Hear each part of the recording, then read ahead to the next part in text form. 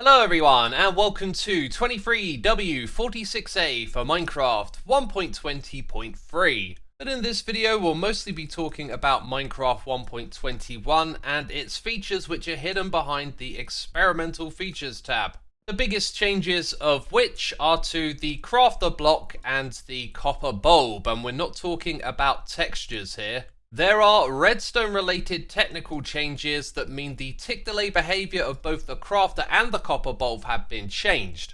And of course they can do this because these blocks were still in experimental development. And so the goal here is to bring these blocks in alignment with behavior of other blocks that are similar to them. So some of the contraptions that you may have recently built may no longer work in future snapshots. So if you like or dislike the changes I'm about to show you, well, you can use the Minecraft feedback website to give them that feedback and make sure your voice is heard. And I am predicting that pretty much no one is going to like these changes. So first up, the copper bulb, which could update with 1 game tick of delay, whereas other redstone vents work on 2. So notice how these 2 pistons are firing at the same time. When I switch over to an older snapshot, what you're going to notice is that the pistons fire at different timings. And that's because the copper bulb updates on 1 tick of delay. So this change was made to make the copper bulb more consistent with the timing of other redstone blocks.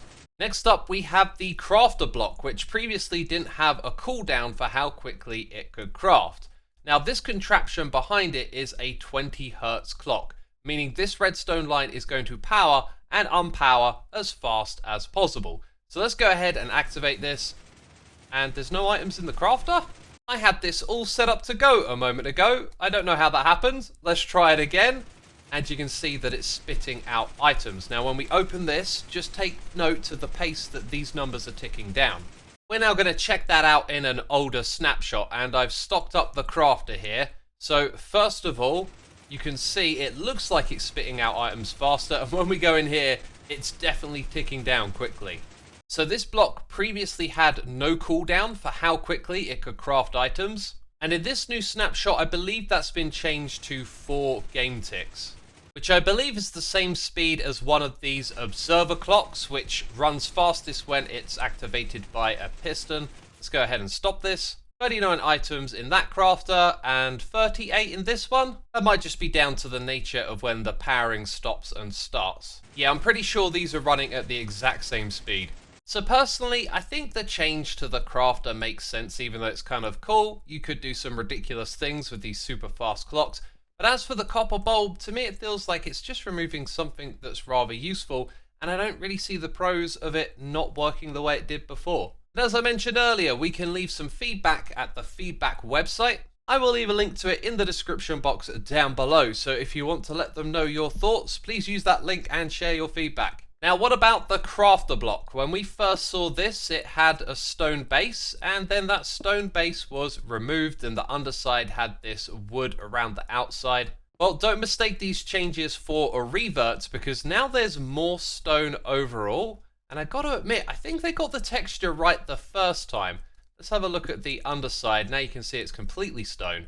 And this little extra line at the back, I'm not sure how I feel about that. I think they got it right the first time. What do you think? Leave a comment down below.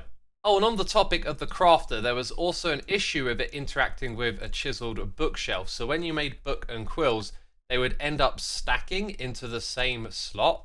Whereas here, you can see that's been resolved. Tough bricks were also retextured, but looking at them from memory, you probably wouldn't notice the difference, right?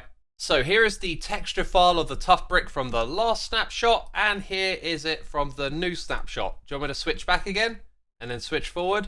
There's just a little bit more texture in there. It's a very small change, and that's the one they've made. Now bug reports in this game amuse me because the copper grate not being able to be waterlogged was listed as a bug. I mean, that's basically a feature request, right? Because Mojang could have said, nope, the copper grate's exactly how it's supposed to be. But it seems they've agreed that this is a good idea, and you can use it like you would a normal water source. So you can put farmland around it and it will become hydrated. You can also put lava next to it and turn it into obsidian. Or you could do this and create a cobblestone generator, or create a mess. Let's see how this compares to mangrove roots and leaves when we fill them in. kind of looks like they influence each other. Yeah, look at this. They're at equal heights, but when you put a block between them, the water levels sort of rise up a little bit. And let's see what happens when we waterlog it vertically. The one below becomes fully filled in. I think this is going to be a popular feature. There's no harm in this block being waterloggable.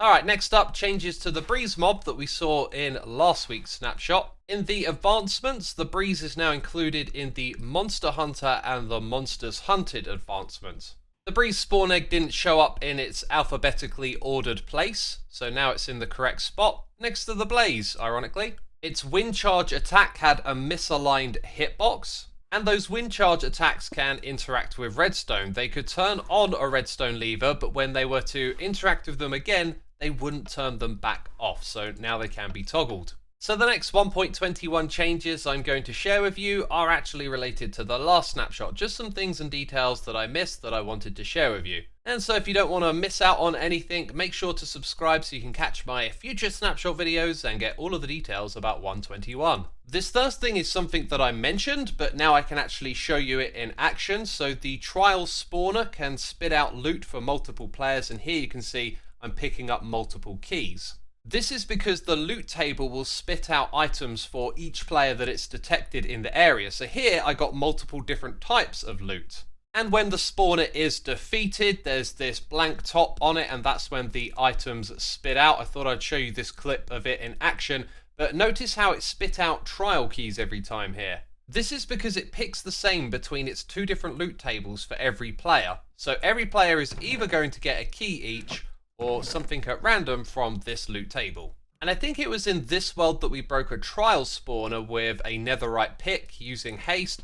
I can confirm it takes over 4 minutes to break this thing with a netherite pick in survival. And one of the biggest detail about these trial chamber structures you can see right now, or maybe you can see the absence of it. There are no regular hostile mobs that spawn inside these structures. They are like the deep dark. You won't get creepers and other natural spawns inside of here. Only the monsters from the trial spawners themselves can spawn inside of these structures.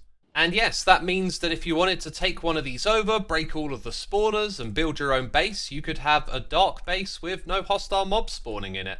And now for the 1.20 changes, we only have a few things to talk about related to scoreboards. To show you these changes, I've set up some scoreboards that will show you information about the 3 entities in the world, the armor stand, the rabbit, and myself. Let's go ahead and turn the display on. You might notice it straight away. The rabbit's name is in color. This is because we're now able to format the text that appears on the side. If I set it back to its default, you'll see it just displays the entity ID. Yeah, this is called a UUID, and it's basically a very long string of random numbers and letters, and every entity in the game has one. So we can format the text on the side over here. Let's go ahead and do that for the armor stand. I've given it red text. I put a strike through on it. If we do this for myself, I've gone a bit more elaborate here. You'll see that we've got gold italic bold text and some obfuscated text on either side that's black. That's because you're able to set the display name now. So the display name of me in the scoreboard called testing, and then we've got this formatted text at the end here.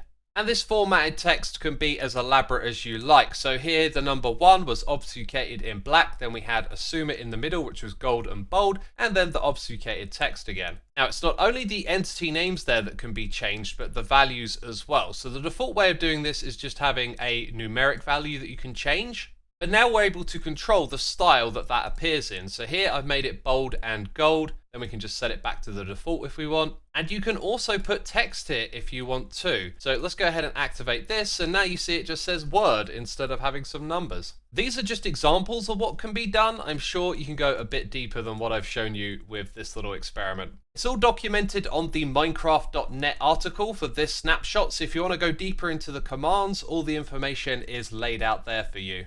And when it comes to bugs for 1.20, the only thing to mention is that some crafting recipes and advancements from 1.21 made their way into the 1.20 side of things. So the last thing I want to do in this video is plug my Trial Chambers structural deep dive. You can find this in the Minecraft updates playlist, linked down below. So not as many of you tuned in for that video, which is absolutely fine, but based on the comments and the feedback that I got through them, I'd say some of you might be missing out. So if any of what you see here looks interesting and you're curious, go and check out this video. But yeah, so that's it from me on this one. Thanks for watching, and I'll see you soon with another. Bye bye.